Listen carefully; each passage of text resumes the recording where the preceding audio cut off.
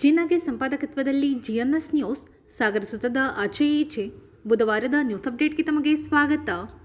ಮುಖ್ಯಾಂಶಗಳು: ಸಾಗರದ ಮಾರಿಕಾಂಬಾ ಜಾತ್ರೆ ವಿಶೇಷ, ಅಮ್ಮನವರ ಮೆರವಣಿಗೆಯುದ್ದಕ್ಕೂ ಜಯಘೋಷ, ಮೆರವಣಿಗೆಯುದ್ದಕ್ಕೂ ಗಮನ ಸೆಳೆದ ಜಾನಪದ ನೃತ್ಯ ವೈವಿಧ್ಯ, ಪೋತರಾಜನ ಚಾಟಿ ಸೇವೆ, ಉಡಿ ಸೇವೆ ವಿಶೇಷ, ಗಂಡನ ಮನೆ ದೇವಸ್ಥಾನಕ್ಕೆ ಡಿಸಿ ಎಸ್ಪಿ ಸಿಒ ಭೇಟಿ, ಅಮ್ಮನವರ ದರ್ಶನ, ಸ್ನೇಹಿತರು ಬಳಗದಿಂದ ದಾಸೋಹ, ಬಳಗದ ಸೇವೆ ಕಾರ್ಯಕ್ಕೆ ಶ್ಲಾಘನೆ, ಜೋಗ ರಸ್ತೆಯ ಸ್ವಾಗತ ಕಮಾನು ಕುಸಿತ, ತಪ್ಪಿದ ಅನಾಹುತ, ಫೆಬ್ರವರಿ 9ರಂದು ಆರೋಗ್ಯ ಹಕ್ಕಿಗಾಗಿ ಜಾಥಾ, ಆರೋಗ್ಯ ಹಕ್ಕು ಅನುಷ್ಠಾನಕ್ಕೆ ಶಿವಾನಂದ ಕುಗ್ವೆ, ರಾಮಣ್ಣ, ನಾಗರಾಜ್ ಒತ್ತಾಯ. ಈಗ ಸುದ್ದಿಯ ವಿವರ. ಸಾಗರ ಮಾರಿಕಾಂಬಾ ದೇವಿಯ ಭವ್ಯ ಮೂರ್ತಿಯನ್ನು ಬುಧವಾರ ಬೆಳಿಗ್ಗೆ ಗಂಡನ ಮನೆ ದೇವಸ್ಥಾನದ ಮಂಟಪದ ಗದ್ದುಗೆಯಲ್ಲಿ ಪ್ರತಿಷ್ಠಾಪನೆ ಮಾಡಲಾಯಿತು. ಸೋಮವಾರ ರಾತ್ರಿ 11 ಗಂಟೆ ನಂತರ ತವರು ಮನೆ ದೇವಸ್ಥಾನದಿಂದ ಅಮ್ಮನವರ ಮೂರ್ತಿಯನ್ನು ಹೂವಿನಿಂದ ಅಲಂಕೃತವಾದ ರಥದಲ್ಲಿ ಮೆರವಣಿಗೆ ಮೂಲಕ ರಾಜಬೀದಿ ಮೆರವಣಿಗೆಗೆ ಚಾಲನೆ ದೊರೆಯಿತು. ರಾತ್ರಿ 11ಕ್ಕೆ ತವರುಮನೆ ದೇವಸ್ಥಾನದಲ್ಲಿ ಪೋತರಾಜನ ಚಾಟಿ ಸೇವೆ ಮೂಲಕ ಅಮ್ಮನವರ ಉತ್ಸವ ಮೂರ್ತಿಯ ಮೆರವಣಿಗೆ ಪ್ರಾರಂಭವಾಯಿತು. ನಗರದ ಪ್ರಮುಖ ಬೀದಿಗಳಲ್ಲಿ ಸಂಚರಿಸಿದ ಮೆರವಣಿಗೆ ಬೆಳಿಗ್ಗೆ 6ರ ಸುಮಾರಿಗೆ ಗಂಡನ ಮನೆ ತಲುಪಿತು. ಮೆರವಣಿಗೆಯಲ್ಲಿ ಹುಲಿವೇಷ, ಬೆದರುಗೊಂಬೆ, ಚಂಡೆ, ಡೊಳ್ಳು, ಕೀಲು ಕುದುರೆ ಸೇರಿದಂತೆ ವಿವಿಧ ಕಲಾ ಪ್ರಕಾರಗಳು ಪಾಲ್ಗೊಂಡಿದ್ದವು. ಮೆರವಣಿಗೆಯುದ್ದಕ್ಕೂ ಬಿಗಿ ಪೊಲೀಸ್ ಬಂದೋಬಸ್ತ್ ಮಾಡಲಾಗಿತ್ತು. ರಾತ್ರಿಯಾದರೂ ಮೆರವಣಿಗೆಯಲ್ಲಿ ಸಾವಿರಾರು ಜನರು ಪಾಲ್ಗೊಂಡಿದ್ದು ವಿಶೇಷವಾಗಿತ್ತು. ಮೆರವಣಿಗೆಯಲ್ಲಿ ಪಾಲ್ಗೊಂಡ ಶಾಸಕ ಗೋಪಾಲಕೃಷ್ಣ ಬೇಳೂರು ಜನರ ಜೊತೆ ಸೌಹಾರ್ದತೆಯಿಂದ ಬೆರೆಯುವ ಜೊತೆಗೆ ಡೊಳ್ಳು ಕುಣಿತದ ತಂಡದ ಜೊತೆಗೆ ಹೆಜ್ಜೆ ಹಾಕಿದ್ದು ವಿಶೇಷವಾಗಿತ್ತು. ಇದರ ಜೊತೆಗೆ ಮೆರವಣಿಗೆಯಲ್ಲಿರುವ ತಂಡಗಳನ್ನು ಶಾಸಕರು ಹುರಿದುಂಬಿಸುವ ದೃಶ್ಯ ಕಂಡುಬಂದಿತು.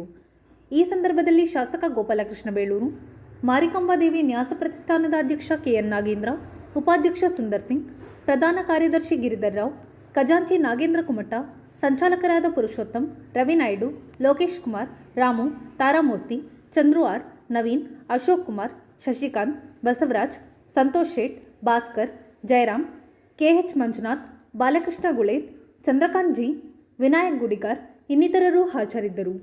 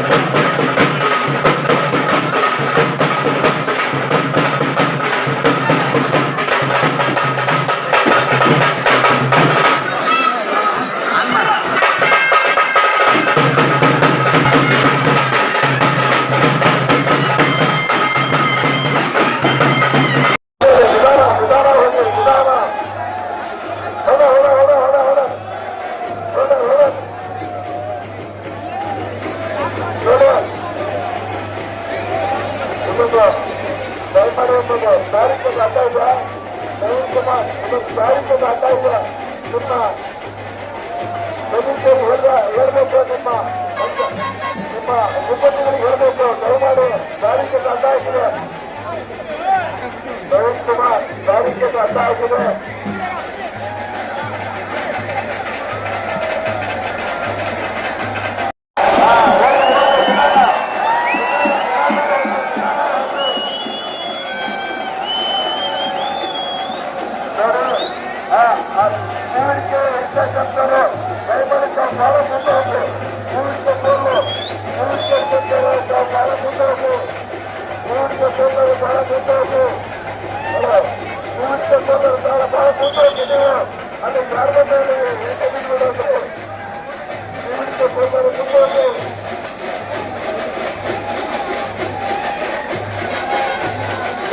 ನ್ಯಾಸ ಪ್ರತಿಷ್ಠಾನದ ಅಧ್ಯಕ್ಷ ಕೆಎನ್ ನಾಗೇಂದ್ರ ಮಾತನಾಡಿದರು.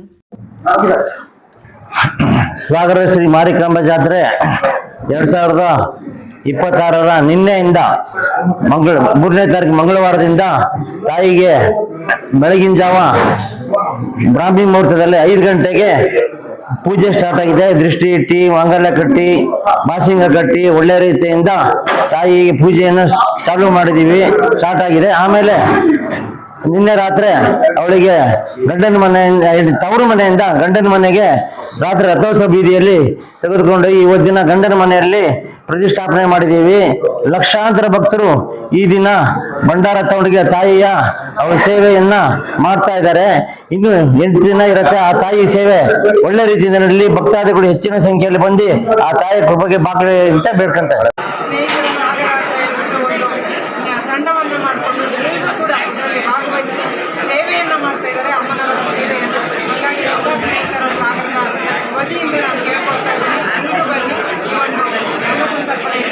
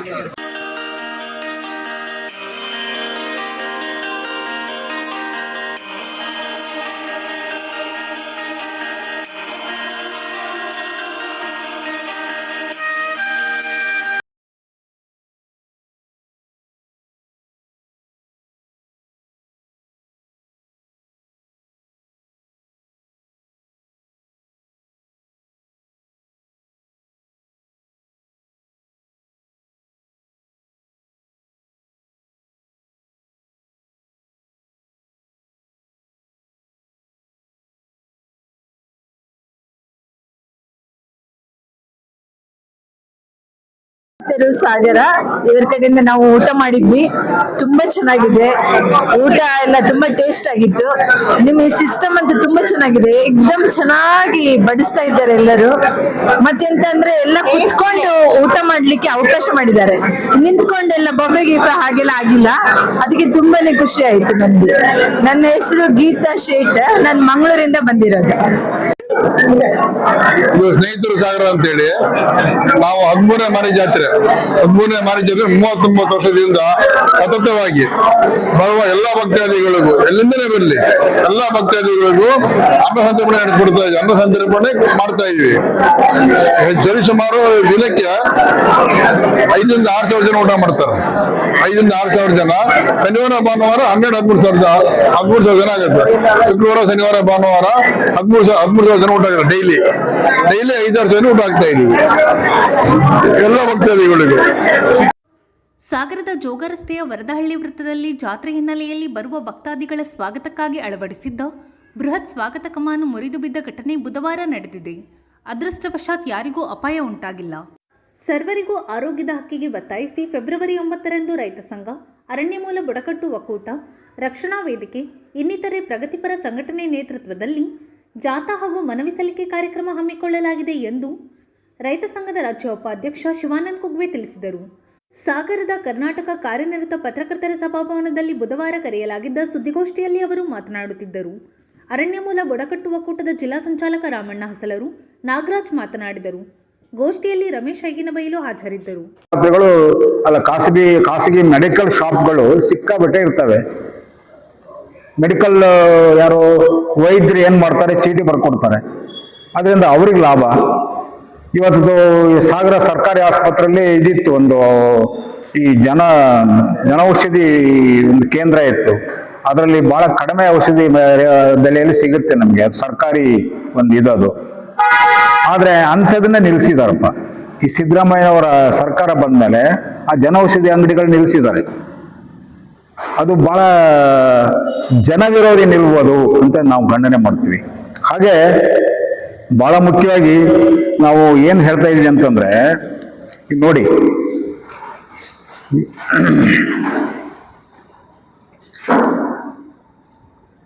ಕರ್ನಾಟಕದಲ್ಲಿ ಆರೋಗ್ಯ ಹಕ್ಕಿನ ಕಾಯ್ದೆ ಜಾರಿ ಮಾಡಬೇಕು. ಆಮೇಲೆ ನಮಗೆ ಆರೋಗ್ಯ ರಕ್ಷಣೆಯನ್ನ ಮೂಲಭೂತ ಹಕ್ಕಾಗಿ ಮಾಡುವ ಕಾನೂನು ಬೇಕಾಗಿದೆ. ಮತ್ತು ಇದನ್ನ ಯಾವುದೇ ಸರ್ಕಾರವು ಹಿಂದೆ ತೆಗೆದುಕೊಳ್ಳಬಹುದಾದಂಥ ಯೋಜನೆ ಅಲ್ಲ. ಇದು ಮೂಲಭೂತ ಹಕ್ಕಾಗಿ ಕಾಯಂ ಆಗಿರ್ಬೇಕಿದು. ಈ ಕೂಡಲೇ ಸರ್ಕಾರಿ ಆಸ್ಪತ್ರೆ ಖಾಸಗೀಕರಣಕ್ಕೆ ಇಲ್ಲಿ ಮಾಡುವ ಯೋಜನೆ ಇದೆ ಸರ್ಕಾರದ ಮುಂದೆ. ಇದು ಬಹಳ ದೊಡ್ಡ ದುರಂತ. ಇವತ್ತು ಖಾಸಗಿ ಆಸ್ಪತ್ರೆಗಳೇನಾದ್ರೂ ಆದ್ರೆ ಅಂದ್ರೆ ಇವತ್ತೇನ್ ಜನಸಾಮಾನ್ಯರಿಗೆ, ದಲಿತರು, ಬಡವರು, ಕೂಲಿಕಾರರಿಗೆ ಇವತ್ತು ಸರ್ಕಾರಿ ಆಸ್ಪತ್ರೆಯಲ್ಲಿ ಸಿಗ್ತಕ್ಕಂಥ ಉಚಿತವಾದ ಚಿಕಿತ್ಸೆಗಳು ಸಿಗಕ್ ಸಾಧ್ಯನೇ ಇಲ್ಲ, ಸಿಗಕ್ಕಾಗೋದಿಲ್ಲ. ಅಲ್ಲಿಗೆ ಎಲ್ಲಿ ಹೋಗ್ಬೇಕು ಇವರು? ಇವತ್ತು ಹಣ ಇದ್ದವರು ಸ್ವಲ್ಪ ಅನುಕೂಲತೆ ಏನ್ ಮಾಡ್ತಾರೆ, ದೊಡ್ಡ ದೊಡ್ಡ ಖಾಸಗಿ ಆಸ್ಪತ್ರೆಗಳಿಗೆ ಸೇರ್ತಾರೆ. ಅಲ್ಲಿ ಒಂದು 500 ರೂಪಾಯಲ್ಲಿ ಆಗುವಂತ ಇದನ್ನ, ಒಂದು ಚಿಕಿತ್ಸೆ ಇವೆಲ್ಲ ಆಗೋದನ್ನ 50,000 ರೂಪಾಯಿ ತಗೊಳ್ತಾರೆ ಅವರು, ಖಾಸಗಿ ಆಸ್ಪತ್ರೆಯವರು, ದುಬಾರಿಯಾಗಿ. ಇದು ಬೇಕಾ? ಇದು ನಮ್ಮ ಜನಸಾಮಾನ್ಯರಿಗೆ ಅತ್ಯಂತ ಅನ್ಯಾಯ ಮತ್ತು ದೊಡ್ಡ ನಷ್ಟ. ಬಹಳ ಕಷ್ಟ, ಜೀವ ಉಳಿಸ್ಕೊಳಕ್ಕಾಗಲ್ಲ ಬಡವರು. ಆದ್ರಿಂದ ಸರ್ಕಾರಿ ಆಸ್ಪತ್ರೆಗಳನ್ನ ಬಲಪಡಿಸ್ಬೇಕು. ಸರ್ಕಾರಿ ಆಸ್ಪತ್ರೆಗಳಿಗೆ ಉಚಿತವಾದ ಮತ್ತು ಬಹಳ ಅಂದ್ರೆ ಏನಂದ್ರೆ ಅದಕ್ಕೆ ಉಚಿತವಾದ ಕೊಡೋದ್ರ ಜೊತೆಗೆ ಸಮರ್ಪಕವಾದ ಔಷಧಿನ ಹಂಚಬೇಕು. ನಾವು ಹೇಳ್ತಿರೋದು ಕ್ವಾಲಿಟಿ ಇರಬೇಕು. ಆವಾಗ ಬಡವರಿಗೂ ನ್ಯಾಯ ಸಿಗುತ್ತೆ, ಬಡವರು ಉಳಿತಾರೆ. ಇವತ್ತೆಲ್ಲ ಶ್ರಮಜೀವಿಗಳು ಸಾಮಾನ್ಯ ಸರ್ಕಾರಿ ಆಸ್ಪತ್ರೆ ಮೇಲೆ ಡಿಪೆಂಡ್ ಆಗಿರೋದು, ಯಾವುದೇ ಖಾಸಗಿ ಆಸ್ಪತ್ರೆಗಳಲ್ಲ ಇವತ್ತಿಗೂ. ಆದ್ರಿಂದ ಅದು ಮುಂದುವರಿಬೇಕು. ಖಾಸಗೀಕರಣ ಮಾಡೋಕೆ ಹೊರಟಿದಾರಲ್ಲ, ಇವತ್ತು ಸರ್ಕಾರಿ ಆಸ್ಪತ್ರೆಗಳನ್ನ ಕೆಲವು ಖಾಸಗಿ ಸಂಸ್ಥೆಗಳ ಜೊತೆಗೆ ಅದನ್ನು ಕಂಬೈನ್ ಮಾಡಕ್ ಹೊರಟಿದ್ದಾರೆ. ಅದು ಕೂಡ ನಿಲ್ಲಬೇಕದು ಖಡಾಖಂಡಿತವಾಗಿ. ಅದ್ರ ಬಗ್ಗೆ ನಾವು ವಿರೋಧ ಮಾಡ್ತಾ ಇದೀವಿ. ಅದಕ್ಕೋಸ್ಕರ ಒಂದು ಇಡೀ ರಾಜ್ಯಾದ್ಯಂತ ಎಲ್ಲ ತಾಲೂಕುಗಳಲ್ಲಿ, ಎಲ್ಲ ಜಿಲ್ಲೆಗಳಲ್ಲಿ ಈ ಜಾಥಾ ಕಾರ್ಯಕ್ರಮ ಮತ್ತೆ ಸರ್ಕಾರಕ್ಕೆ ಒತ್ತಾಯಿಸುವಂತ ಕಾರ್ಯಕ್ರಮವನ್ನ ಇಟ್ಕೊಂಡಿದೀವಿ. ಸಾಗರದಲ್ಲಿ 9ನೇ ತಾರೀಕು ಇಟ್ಕೊಂಡಿದೀವಿ. ನಮ್ಮ ಕರ್ನಾಟಕ ರಾಜ್ಯ ರೈತ ಸಂಘ, ಕರ್ನಾಟಕ ದಲಿತ ಸಂಘರ್ಷ ಸಮಿತಿ ಮತ್ತು ಅರಣ್ಯಮೂಲ ಬುಡಕಟ್ಟು ಒಕ್ಕೂಟ, ಕರ್ನಾಟಕ ರಕ್ಷಣಾ ವೇದಿಕೆ, ಈ ಥರ ಅನೇಕ ಸಂಘಟನೆಗಳು ಈ ಜಾಥಾದಲ್ಲಿ ನಮ್ಮ ಜೊತೆಗೆ ಸೇರ್ತಾ ಇದ್ದಾವೆ. ಅದರಿಂದ ಮಾಧ್ಯಮದ ಮಿತ್ರರು ತಾವೆಲ್ಲರೂ ಕೂಡ ನಮ್ಮ ಜೊತೆ ಬರಬೇಕು, ನಮ್ಮ ಈ ಉದ್ದೇಶಕ್ಕೆ ಪ್ರಚಾರ ಕೊಡಬೇಕು, ಜನ ಹೆಚ್ಚಾಗಿ ಸೇರಾಗಿ ಮಾಡಬೇಕು ಅಂತ ನಿಮ್ಮಲ್ಲಿ ವಿನಂತಿ ಮಾಡ್ಕೊಳ್ತೀನಿ. 9ನೇ ತಾರೀಕು ನಾವು ಇಡೀ ರಾಜ್ಯದಲ್ಲಿ ಮಾಡಬೇಕು ಅಂತೇಳಿ ಕರ್ನಾಟಕ ರಾಜ್ಯದಲ್ಲಿ ನಾವು ಹಮ್ಮಿಕೊಂಡಿದ್ದೀವಿ. ಈ ಜಾಥಾ ಎಲ್ಲಿಂದ ಅಂದರೆ ಸಂತೆ ಮಾರ್ಕೆಟ್ ಅಲ್ಲಿಂದ ನಾವು ಜಾಥಾ ಬಿಹೇವಿಯರ್ ರಸ್ತೆಯಲ್ಲಿ ಬಂದು ಮನವಿ ಕೊಡಬೇಕು ಅಂತ ನಿರ್ಣಯ ಮಾಡಿದ್ವಿ. ಆ ಮನವಿಯನ್ನ ಸರ್ಕಾರ ಮುಖ್ಯಮಂತ್ರಿಯವರಿಗೆ 3 ಜನ ದಿನೇಶ್ ಗುಂಡೂರಾವ್ ಅವರಿಗೆ ಆರೋಗ್ಯ ಸಚಿವರಿಗೆ ನಾವು ಮನವಿಯನ್ನ ಕೊಡಬೇಕು ಅಂತೇಳಿ ಒಂದು ನಿರ್ದಿಕ್ಷ ಆದಂತ ಒಂದು ಆಲೋಚನೆಯನ್ನ ಮಾಡ್ಕೊಂಡು ನಾವು ಜಾಥಾ ಮಾಡ್ತೀವಿ. ಯಾಕೆಂದ್ರೆ ಹೋದ ವರ್ಷ ನಾವು ಮಾಡಿದೀವಿ ಮಾರಿಕಾಂಬಾ ದೇವಸ್ಥಾನದಲ್ಲಿ. ಮಾರಿಕಾಂಬಾ ದೇವಸ್ಥಾನದಿಂದ ಹೋದ ವರ್ಷ ನಾವು ಮಾಡಿದ್ದೀವಿ, ಸರ್ಕಾರದಿಂದ ಜಾಥಾ ಮಾಡ್ಕೊಂಡು ಬಂದು AC ಅವ್ರ ಮುಖಾಂತರ ಮನವಿ ಮಾಡಿದೀವಿ. ಆದ್ರೆ ಈ ಸರಿ ಅದು ಯಾಕೋ ಒಂದ್ ಸ್ವಲ್ಪ ನಿರ್ಲಕ್ಷ್ಯ ಆಗ್ತಾ ಇದೆ ಅಂತ ಹೇಳೋದ್ರ ಬಗ್ಗೆ ಇಡೀ ದೇಶದಲ್ಲಿ ರಾಜ್ಯದಲ್ಲಿ ಫುಲ್ ಮಾಡಬೇಕು ಅಂತೇಳಿ ಪ್ರತಿಯೊಂದು ಜಿಲ್ಲೆಯಲ್ಲಿ ಮಾಡಿದ್ದಾರೆ. ಇದು ಉದ್ದೇಶ ಏನು ಅಂತ ಹೇಳಿದ್ರೆ, ನಾವು ಶಿವಮೊಗ್ಗದಲ್ಲಿ ಮಾಡ್ಬೇಕಿತ್ತು, ಅದನ್ನ ನಾವು AC ಮೂಲಕ ಸಾಗರದಲ್ಲೇ ಮಾಡಬೇಕು, ಇಲ್ಲಿ ನಮಗೆ ಎಲ್ಲಾ ತರದ ಅನುಕೂಲತೆ ಸಾಧ್ಯತೆ ಇದೆ ಅನ್ನೋದನ್ನ ನಾವು ತಿಳ್ಕೊಂಡಿದ್ವಿ. ಇದು ನೋಡಿ ಎಲ್ಲೆಲ್ಲಿ ಆಗಿದೆ ಅಂದ್ರೆ, ಒಂದು ತಮಿಳುನಾಡಿನಲ್ಲಿ ಆಗಿದೆ, ಕೇರಳದಲ್ಲಿ ಆಗಿದೆ, ರಾಜಸ್ಥಾನದಲ್ಲಿ ಖಾಸಗಿ ಆಸ್ಪತ್ರೆಗೆ ಹೋಗೋದು ಜನ ಕಡಿಮೆ ಮಾಡಿದ್ದಾರೆ. ತಮಿಳುನಾಡು ಮತ್ತು ಕೇರಳ, ರಾಜಸ್ಥಾನದಲ್ಲಿ ಗುಣಮಟ್ಟದ ಔಷಧಿಗಳನ್ನು ಆಸ್ಪತ್ರೆಯಲ್ಲೇ ಕೊಡ್ತಾರೆ. ಮೆಡಿಕಲ್ ಎಲ್ಲೇ ಹೋಗಿ ತಗಬಲ್ಲಿ ನಾವು ಹಾಕ್ತೀವಿ ಅಂತ ಹೇಳಂತ ಭಾವನೆಗಳಿಲ್ಲ. ನಾವು ಸರ್ಕಾರಕ್ಕೆ ಒತ್ತಾಯ ಮಾಡ್ತಾ ಇರೋದು, ಯಾರೇ ಆಗ್ಲಿ ಆಸ್ಪತ್ರೆಗೆ, ಗೌರ್ಮೆಂಟ್ ಆಸ್ಪತ್ರೆಗೆ ಅಂತ ಹೋದ್ಮೇಲೆ ಅವ್ರಿಗೆ ಎಲ್ಲಾ ತರದ ಆರೋಗ್ಯದ ಸೌಲಭ್ಯತೆಯನ್ನ ಅವ್ರು ಒದಗಿಸ್ಕೊಡ್ಬೇಕು, ಮತ್ತೊಂದು ಕಡೆಗೆ ಹೋಗಿ ಅಂತ ಹೇಳ್ಬೇಕು ಅದಿಲ್ಲ. ಈಗ ನೋಡಿ ನಮ್ಮ ಸಾಗರ ತಾಲೂಕಿನಲ್ಲಿ ಖಾಸಗಿ ಹಾಸ್ಪಿಟಲ್ ತರ್ಲಿಕ್ಕೆ ಹೋಗ್ತಾರೆ. ಇದ್ರ ಮಧ್ಯೆ ಏನ್ ನಡೀತಿದೆ ಅಂತ ಜನರಿಗೆ ಗೊತ್ತಾಗುತ್ತೆ. ಆದ್ರೆ ಆಸ್ಪತ್ರೆಗೆ ಹೋಗ್ತಾರೆ, ಡಾಕ್ಟರ್ ಚೀಟಿ ಬರ್ಕೊಡ್ತಾರೆ, ಆ ಮೆಡಿಸಿನ್ ಅನ್ನು ತಗೊಂಡ್ರೆ ಕೌಂಟರ್ ಅಂತೇಳಿ. ಆದ್ರೆ ಅವರು ಅದರಲ್ಲಿ 5 ಬರ್ದಿದ್ರೆ ಅವ್ರು 2 ಕೊಡ್ತಾರೆ, 3 ಹೊರಗಡೆ ತಗೊಳ್ರಿಂದ. ಇದು ಈ ಒಂದು ಆಸ್ಪತ್ರೆ ಮತ್ತು ಏನು ಮೆಡಿಕಲ್ ಶಾಪ್ಗಳ ಮಧ್ಯೆ ನಡೀತಕ್ಕಂಥ ಒಂದು ವ್ಯವಹಾರ ಆಗ್ಬಿಟ್ಟಿದೆ. ಆಕ್ಚುಲಿ ಎಲ್ಲರಿಗೂ ಗೊತ್ತಿದೆ, ಆದ್ರೆ ಜನ ಎಲ್ಲೂ ಪ್ರಶ್ನೆ ಮಾಡಲ್ಲ, ಡಾಕ್ಟರ್ನ ಮತ್ತೆ ಮೆಡಿಕಲ್ ಶಾಪ್ ಅಲ್ಲಿ ಪ್ರಶ್ನೆ ಮಾಡಲ್ಲ. ಆದ್ರೆ ಇವತ್ತು ಸರ್ಕಾರ ಬೇಕಾದಷ್ಟು ದುಡ್ಡನ್ನ ಈ ಒಂದು ಆರೋಗ್ಯ ಸಂಸ್ಥೆಗೆ ಹಾಕ್ತಾ ಇದೆ, ಆದ್ರೆ ಸಮರ್ಪಕವಾಗಿ ಬಳಕೆ ಆಗ್ತಾ ಇಲ್ಲ. ಅದನ್ನ ಜನರು ಯಾರು ಪ್ರಶ್ನೆ ಮಾಡ್ತಾ ಇಲ್ಲ. ಇದು ದೊಡ್ಡ ದುರಂತ. ಯಾಕಂತ ಹೇಳಿದ್ರೆ ಈ ಒಂದು ಆಸ್ಪತ್ರೆಗಳಿಗೂ ಮತ್ತು ಮೆಡಿಕಲ್ ಶಾಪ್ಗಳಿಗೆ ಲಿಂಕ್ ಇದೆಯಲ್ಲ, ಕೆಲವೊಂದು ಹೇಳ್ತಾರೆ ಈ ವಸ್ತು ಕೊಟ್ಬಿಟ್ಟು ಇದು ಬರೋದಿಲ್ಲ, ಬೇರೆ ಕಂಪ್ನಿ ಕೊಡ್ತೀವಿ ನಾವು ಅಂತ. ಅದು ಎಷ್ಟು ಮಟ್ಟಿಗೆ ಸುರಕ್ಷಿತ, ಅದು ಎಷ್ಟು ಮಟ್ಟಿಗೆ ಇದಾಗಿದೆ ಔಷಧಿ ಅನ್ನೋದ್ರ ಬಗ್ಗೆ ಜನರಿಗೆ ಗೊತ್ತಿರಲ್ಲ. ಒಟ್ಟು ತಿಂತಾರೆ, ಅದರಿಂದ ಮತ್ತೆ ಬೇರೆ ಬೇರೆ ದುಷ್ಪರಿಣಾಮಗಳು ಬೀಳ್ತವೆ. ಆದ್ರೆ ನಾವು ಒತ್ತಾಯ ಮಾಡೋದು ಅಂತ ಹೇಳಿದ್ರೆ, ಈಗ ಚೆನ್ನೈ, ತಮಿಳುನಾಡು ಮತ್ತೆ ಕೇರಳ, ರಾಜಸ್ಥಾನ ಇತರ ಕಡೆಗಳಲ್ಲಿ ಏನ್ ಮಾಡಿದ್ದಾರೆ, ಈ ಒಂದು ಗುಣಮಟ್ಟದ ಔಷಧಿಯನ್ನ ಕೊಡ್ತಾ ಇದ್ದಾರೆ. ಈ ಖಾಸಗಿ ಆಸ್ಪತ್ರೆಗಳಿಗೆ ಹೋಗೋದನ್ನ ಏನ್ ತಪ್ಪಿಸಿದ್ದಾರೆ, ಆ ತರದಲ್ಲಿ ನಮ್ಮ ರಾಜ್ಯದಲ್ಲೂ ಮಾಡ್ಬೇಕು ಅಂತ ಹೇಳ್ಬಿಟ್ಟು ನಾವು ಒತ್ತಾಯ ಮಾಡ್ತಾ ಇದ್ದೀವಿ. ಯಾಕಂದ್ರೆ ಕಳೆದ ಬಾರಿ ಒಂದ್ಸರಿ ಇದೇ ತರ ಒಂದು ಜಾಥವನ್ನ ನಾವು KSRTC ಬಸ್ ಸ್ಟ್ಯಾಂಡ್ ಇಂದ ಮಾಡಿ ಕೊನೆಗೆ ನಾವು AC ಅವರಿಗೆ ಮನವಿ ಕೊಟ್ಟಿದ್ವಿ. ಆದ್ರೆ ಇದ್ರ ಬಗ್ಗೆ ಇನ್ನು ಒತ್ತಾಯ ಇದರಾಗಲಿಲ್ಲ. ಆದ್ರೆ ಈ ಒಂದು ಜಾಥವನ್ನ ಇಡೀ ಕರ್ನಾಟಕ ರಾಜ್ಯದಲ್ಲಿ ಫೆಬ್ರವರಿ 2ರಿಂದ 17ರವರೆಗೂ ಎಲ್ಲಾ ತಾಲೂಕು ಜಿಲ್ಲಾ ಕೇಂದ್ರಗಳಲ್ಲಿ ನಡೆಯುತ್ತೆ. ಅದೇ ತರದಲ್ಲಿ ಸಾಗರದಲ್ಲೂ ಸಹ ನಾವು ಮಾಡ್ಬೇಕು ಅಂತ ಹೇಳಿ ತೀರ್ಮಾನ ಮಾಡಿದ್ವಿ ಎಲ್ಲ ಸಂಘಟನೆಗಳು. ಈ ಒಂದು ಮಾಡಿ ಒಂದು ಆರೋಗ್ಯ ಸಚಿವರಿಗೆ, ಮುಖ್ಯಮಂತ್ರಿಯವರಿಗೆ ಮತ್ತೆ ಜಿಲ್ಲಾಧಿಕಾರಿಗಳಿಗೆ ನಾವು ಒಂದು. ಇದು ಬುಧವಾರದ ಸಮಗ್ರ ಸುದ್ದಿ. ನಿರಂತರ ಸುದ್ದಿಗಾಗಿ ನೋಡ್ತಾ ಇರಿ GNS ನ್ಯೂಸ್. ನಮಸ್ಕಾರ.